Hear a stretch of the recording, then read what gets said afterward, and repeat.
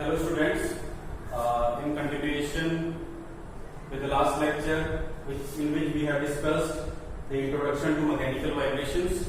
Inside that introduction to mechanical vibrations, we will discuss the effects of vibration, causes of vibration, and the basic definitions, basic terminologies used in vibration, classification of vibration. All the topics we will discuss inside the introduction to mechanical vibration. Okay.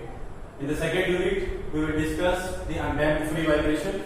The main objective of this unit is to drive equation of motion. The main objective of this unit is to drive the equation of motion by using various methods. Okay, which we have discussed earlier. Various methods like Newton's method, the D'Alembert principle, energy method, and we can use the Rayleigh method for calculating the equation of motion. The basic objective. After calculating the equation of motion, we will calculate the natural frequency. Natural frequency. This is the objective of the first unit. The second unit. Okay. After that, we have damped free vibration. Now we have damping element present in the system, but the vibrations are free vibration. There is no continuous external excitation. Only the system will displace from the initial position and the system will vibrate. Okay. Inside that unit, we will discuss the types of damping,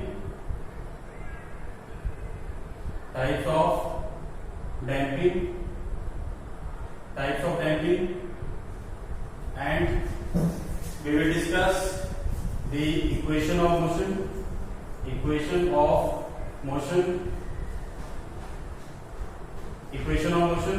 okay, and we will discuss the overdamped system, overdamped, underdamped,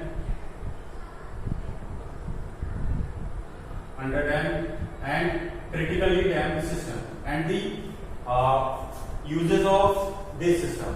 Now in the fourth unit, okay, this part we have discussed in the last lecture. The fourth unit. In the fourth unit, we will discuss the forced vibration. Forced vibrations.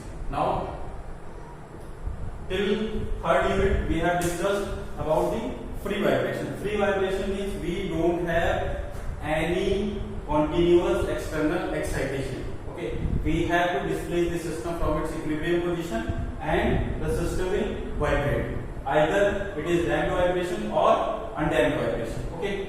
After that, we have forced vibration. In forced vibration, we have continuous external excitation. Okay. The first, excitation can be of harmonic type. Harmonic excitation. We can have excitation due to unbalancing.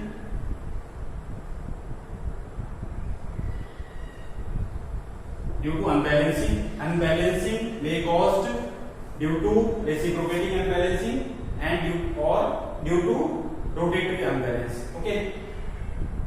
These two will combine in the forced vibration. Okay. Now third one, we have to objective of the unit is this one. We have to drive the equation of motion. Again, equation of motion. Then we have to calculate the forced frequency.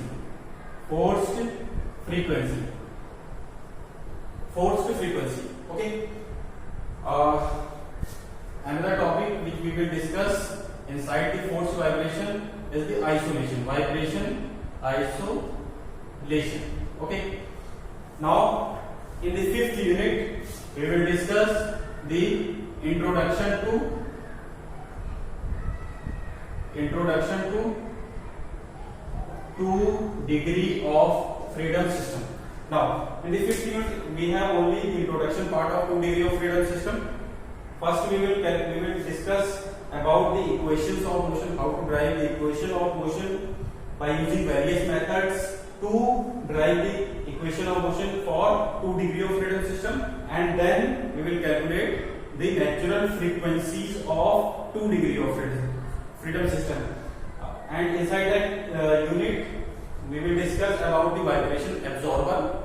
Okay, very interesting topic, vibration absorber we will discuss here, and after that we will discuss the vibration measuring instruments. Okay, vibration, we have two vibration measuring instruments. We will discuss in the 5th unit vibration measuring instruments, introduction to 2 degree of freedom system, and this one is the overview of the subject. Okay, before starting the subject, according to my point of view, we have to we have to discuss some contribution given by the scientist in the field of vibration. Okay, here I have written some name of the scientist. Okay, first one, Galileo, Italian mathematician. He has worked in the field of pendulum. The major work has been done by the Galileo. Okay, now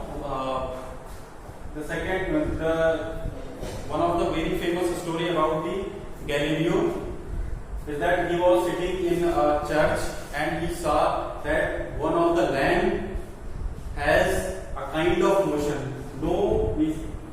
At that time there was no term like vibration. So he saw that one of the lamp has some kind of motion about its mean position. Okay. Then he observed that the time period. He measured the time period of that vibration with the help of his pulse. Okay. Then he found that the time period is independent of amplitude of vibration. Amplitude of vibration. Let's say this one, a system is vibrating like this one. It has the same time period, or the system is vibrating this one up to this level of vibration, then it will have the same time period. Okay, this concept he used to develop the pendulum. Okay, after that we have Newton, Sir Newton, English mathematician. He has given the 3 laws of motion in vibration. The second Newton's law is very much used to drive the equation of motion. Second law of Newton. Second law of motion. Okay. The second law of motion is rate of